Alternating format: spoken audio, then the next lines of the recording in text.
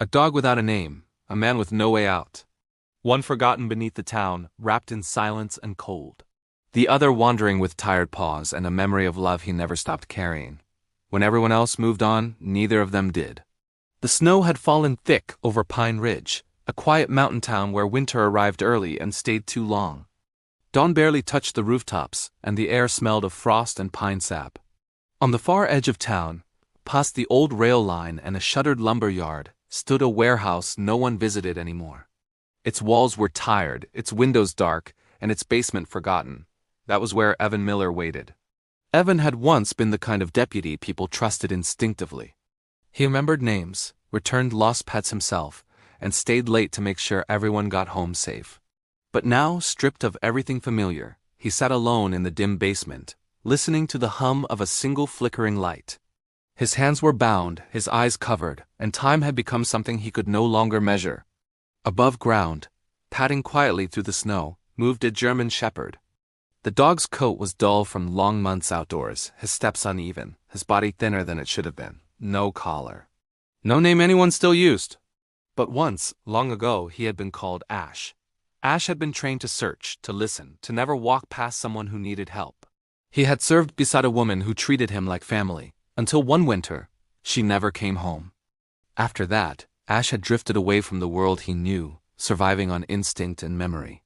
That morning, something stopped him. A sound-soft human, barely there, rose from beneath the warehouse. Ash froze, ears lifting. The scent followed. Fear, exhaustion, hope clinging by a thread.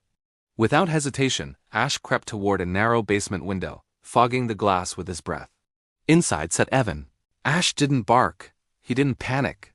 He simply watched. Evan stirred at the sound of paws scraping faintly against concrete. "Hello?" he whispered hoarsely. "Is someone there?" A soft whine answered. Evan's chest tightened. "Good boy," he murmured, though he couldn't see him. "You're real." Something ancient and steady woke inside Ash. This wasn't a stranger. This was a call. Ash backed away from the window and vanished into the snow. Across town, Maya Lowell, the local animal clinic's owner, knelt behind her building, setting out food as she did every morning. She had learned long ago that forgotten animals showed up when kindness stayed predictable. Ash appeared silently from the trees. Instead of eating, he placed something at her feet, a worn glove, stained and unmistakably official. Maya recognized it immediately. Her heart began to race. Within the hour, quiet conversations filled the sheriff's office. No sirens. No panic. Just careful planning and trust in the one lead they had. That night, Ash returned to the warehouse. Inside, Evan felt warmth near his hands, a gentle pressure, a presence that refused to leave. Ash stayed beside him, steady and calm, sharing what little heat he could, and offering something far more important: hope. By morning, footsteps echoed above. Soft voices. Familiar ones. When the basement door finally opened, light flooded the room. Evan blinked through tears as hands gently freed him. The first thing he did was reach out.